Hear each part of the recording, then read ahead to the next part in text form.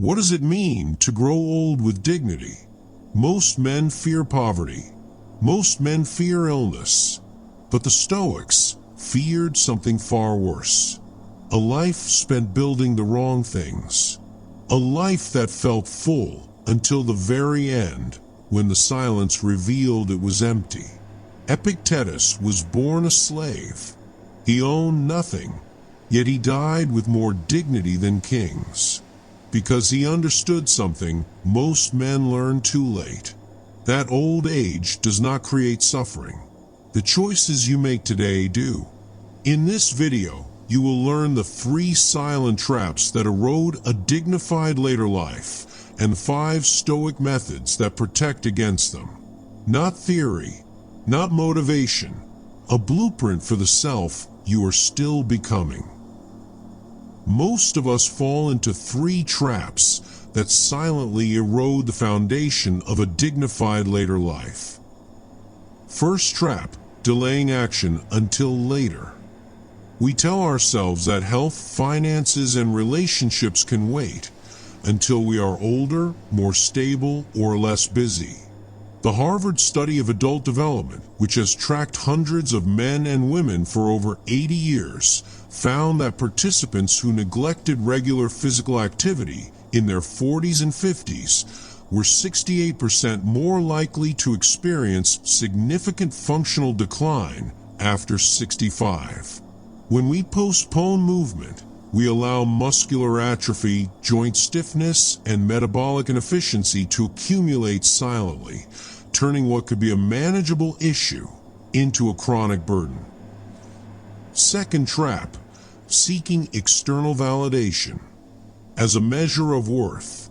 In an age where likes, followers, and public praise are quantified, many of us outsource our sense of self-esteem to the opinions of strangers.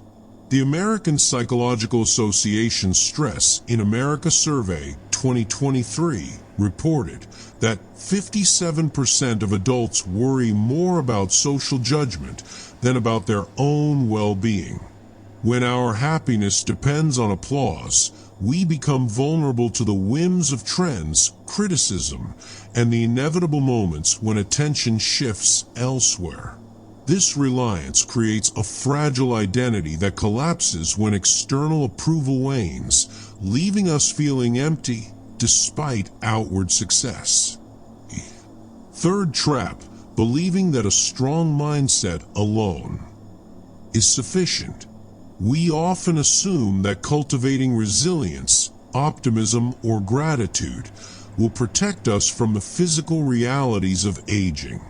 The World Health Organization's Global Report on Aging and Health 2022 demonstrates that physical inactivity increases the risk of dementia by up to 40% and the risk of cardiovascular disease by 35%. A mind that is sharp but housed in a deteriorating body cannot enjoy the freedom it imagines. The body becomes the limiting factor that undermines mental clarity, independence, and joy. These 3 patterns are not isolated habits. They are the silent architects of future suffering. If we continue to postpone, to outsource our worth, and to neglect the somatic dimension of our existence, we build a future fraught with preventable pain. The Stoic tradition offers a third way. Not denial of reality, not fearful anticipation, but clear-eyed action, grounded in what we truly control. Central to Stoicism is the dichotomy of control, the distinction between what lies within our power and what is not. Epictetus, in the Enchiridion, reminds us, some things are in our control and others are not.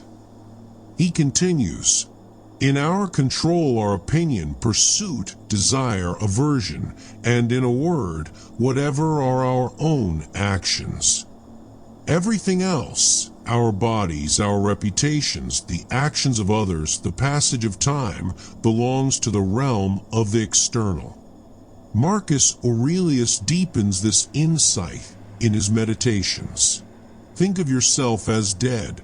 You have lived your life. Now, take what's left and live it properly. This memento mori is not a morbid obsession. It is a call to recognize the finitude of our days and to invest the remaining time with intention. Seneca, in On the Shortness of Life, adds, "It is not that we have a short time to live, but that we waste a lot of it." He warns that we squander hours on trivial pursuits, on the pursuit of fleeting glory, and on worries about events we cannot influence. Together, these authorities provide a way forward. 1. Recognize that the time, effort, and attention we devote each day are ours to direct. 2. Use the awareness of mortality not to induce despair, but to prioritize actions that build lasting virtue. 3. Apply the dichotomy of control to focus on health, financial prudence, relational investment, and mental discipline, knowing these are within our sphere of influence. Thus, the Stoic prescription for a dignified old age is not a promise of immunity from hardship. It is a framework for cultivating the inner resources that enable us to face any external circumstance with equanimity. Now, let us turn into practice. Here are 5 ancient steps that will rewire your mind and rebuild your strength. Step 1. Own the sunrise. Think of the early light as your armory. The first act of the day sets the tone for everything that follows.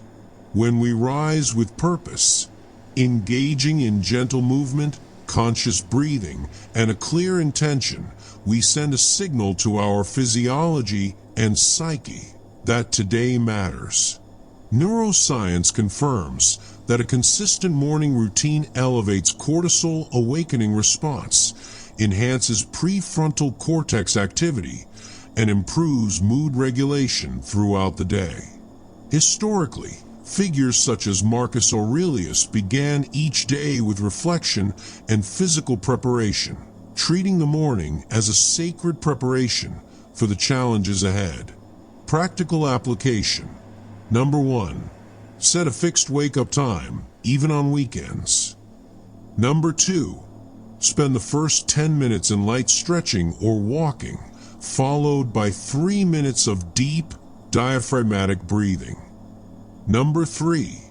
Write a single sentence that states your primary intention for the day. For example, "I will nourish my body with wholesome food," or "I will listen attentively to those I love." Takeaway. If you win the morning, you win the day. If you win the day, you lay the foundation for a strong later life. Try one of these today. Come back and tell us which moved the needle. Step 2. Decision diet. Trim the trivial choices, and you'll reserve your willpower for what truly shapes your future. Every decision, no matter how minor, consumes a unit of cognitive energy.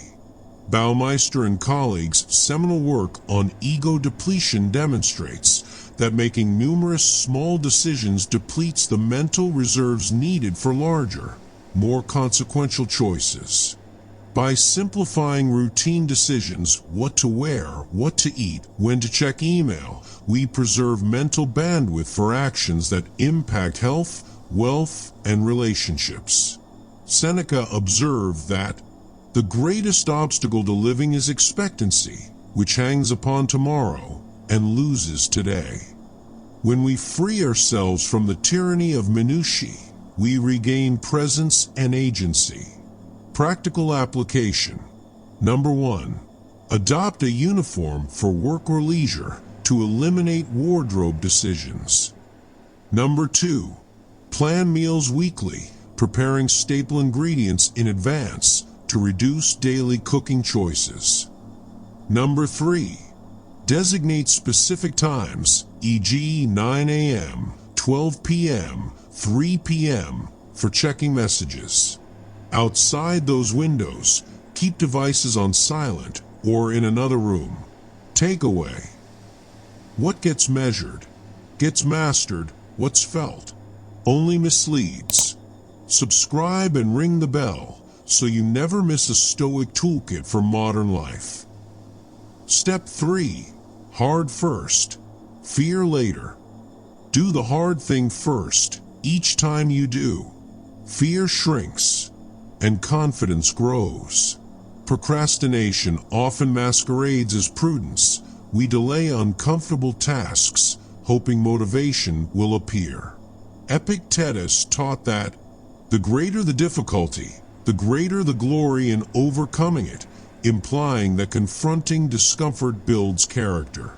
Psychological research on exposure therapy shows that repeatedly facing feared stimuli reduces anxiety responses through habituation and cognitive reappraisal.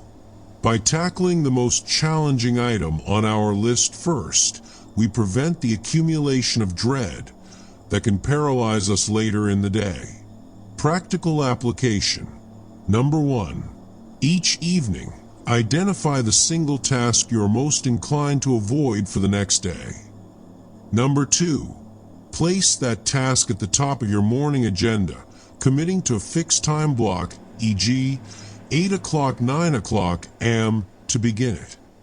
Number 3. Use the 5-minute rule. Promise yourself to work on the task for just 5 minutes.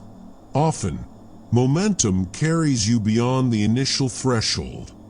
Takeaway: when you face the difficult early, the rest of the day feels lighter. Drop a comment. Which Stoic quote hits you hardest right now? Step 4. Track the do, not the feel. What gets measured gets mastered, what's felt only misleads. Feelings are transient. They fluctuate with hormones, sleep, and external stimuli. Reliance on feelings alone can lead to inconsistent behavior. We exercise when we feel energetic and skip it when we feel sluggish, undermining long-term progress. The Stoic practice of journaling, as exemplified by Marcus Aurelius's Meditations, provides an objective record of actions, allowing us to see patterns, adjust course, and reinforce accountability. Modern habit change research confirms that self-monitoring is the strongest predictor of sustained behavior modification. Practical application. Number 1. Keep a simple log, either a notebook or a digital spreadsheet, where you record each instance of the 3 core pillars: physical movement, financial saving or contribution, and relational engagement. Number 2. Review the log weekly, noting trends and celebrating streaks of consistency. Number 3. Adjust targets based on data, not on momentary mood. Takeaway: your log is your compass. Let it guide you through the fog. Try one of these today. Come back and tell us which moved the needle. Step 5. Guard your focus fortress. Protect your attention like a citadel. Without it, every virtue crumbles. In the digital age, our attention is continuously fragmented by notifications, infinite scroll, and algorithmic temptations. Studies from the University of California, Irvine, show that it takes an average of 23 minutes to regain full focus after a distraction, and frequent interruptions can reduce effective IQ by up to 10 points. The Stoic concept of prosoke, attentive vigilance, calls us to guard our inner faculty of reason against external agitation. When we fortify our focus, we create the mental space necessary for deliberate action, reflective judgment, and the cultivation of virtue. Practical application. Number 1. Establish focus blocks of 60 to 90 minutes, during which all non-essential notifications are silenced. Place your phone in another room, or use an app that enforces downtime. Number 2, designate specific environments for deep work and separate spaces for leisure or social media consumption. Number 3, begin each focus block with a brief ritual. Close your eyes, take 3 deep breaths, and state your intention for the period. Takeaway: a strong fortress keeps the invasions of chaos at bay. Hit share if you know someone who's building their future self. Let's grow this community together. You are not a victim of time slipping away. You are the architect of your later years, brick by brick, habit by habit, choice by choice. The Stoics did not promise a painless old age. They gave us the blueprint for a dignified one. By owning the sunrise, dieting our decisions, confronting difficulty first, tracking our actions, and guarding our focus, we construct a reservoir of strength that sustains us when external circumstances shift. Remember the words of Marcus Aurelius: "The obstacle is the way." Every challenge we meet today, whether it is the temptation to skip a walk, the urge to check our phone, or the fear of a difficult conversation, becomes the very material with which we forge resilience. Let this awareness move you from passive waiting to active creation. Start now, not tomorrow, because the only moment we truly own is the present. If this resonated, please subscribe, hit the notification bell, and share this video with anyone who is ready to stop postponing their well-being. Leave a comment below. Which of the 5 methods will you implement first, and what small step will you take today to begin? Together we'll turn wisdom into action, one sunrise at a time.